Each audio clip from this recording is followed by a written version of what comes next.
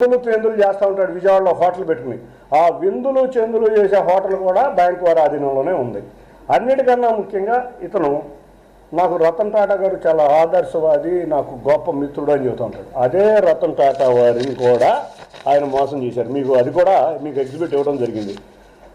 బ్యాంకులో ఉన్న ఆస్తిని మీరు చూస్తే 6వ నెంబర్ ఎగ్జిబిట్లో బ్యాంకులో ఉన్న ఆస్తిని ట్రెంట్ లిమిటెడ్ అంటే వెస్ట్ సైడ్ అనే ఒక కంపెనీ టాటా కంపెనీస్కి ఈ ఆస్తి ఎవరికి తాకట్టు పెట్టలేదు, ఎక్కడా లేదు, ఇది నాదే అని చెప్పి వాళ్ళ దగ్గర కూడా అప్పుగా 3 కోట్ల పైన తీసుకున్న రిజిస్టర్డ్ డాక్యుమెంట్, ఈ ఆధారాలతో కూడా పెడుతున్నా. అంటే బ్యాంకులో తనఖా పెట్టిన డాక్యుమెంట్ని రతన్ టాటా కంపెనీ అయిన వెస్ట్ సైడ్కి ట్రెంట్కి నేను ఎక్కడా కూడా పెట్టలేదని చెప్పి వాళ్ళ దగ్గర 3 కోట్ల లోన్లు తీసుకుంటమే కాకుండా ప్రతి నెల వాళ్ళ దగ్గర నుంచి 20 లక్షలు 17 నుంచి 18 లక్షలు రెంట్ కూడా వసూలు చేసుకుంటున్నాడు.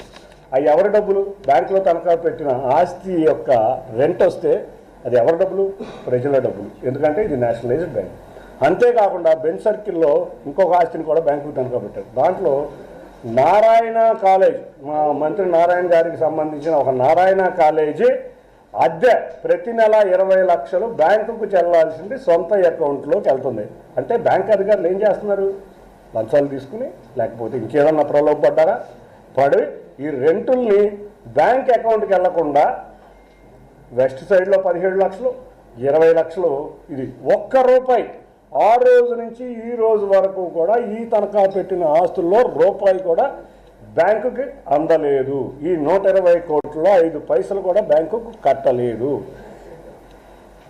న్యాయ వ్యవస్థలో చిన్న లూప్హోల్ని అడ్డు పెట్టుకుని బ్యాంక్ అధికారులను ప్రలోభ పెట్టి కోర్టుల్ని కూడా తప్పుదోవ పట్టించేటట్టు బిహేవ్ చేస్తా భారీగా 120 కోట్ల అక్రమ సంపాదనతో, అది కూడా నేను ఒకటే చెప్తున్నా, నువ్వు ఉన్న ఇల్లు ప్రజలది, ఎందుకంటే అది బ్యాంక్ ఆస్తి. నువ్వు రోజు పెట్టే పార్టీలు అది ప్రజల ఆస్తి. ఆ హోటల్ నువ్వు రోజు రెంటులతో అనుభవిస్తా నువ్వు తిరిగే కార్లు కానీ నువ్వు తిరిగే విలాసమైన జీతం కూడా అవన్నీ ప్రజలే.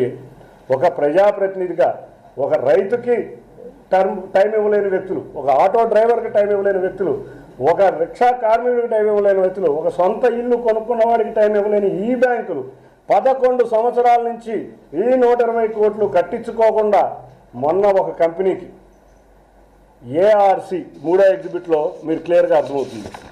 ఒక కంపెనీకి 5వ ఎగ్జిబిట్లో మీకు క్లియర్గా అర్థమవుతుంది. ఈ 5వ ఎగ్జిబిట్లో ఒక కంపెనీకి ఆస్తులు మొత్తం బదిలీ చేశారు. బదిలీ చేయటం అంటే ఏంటి?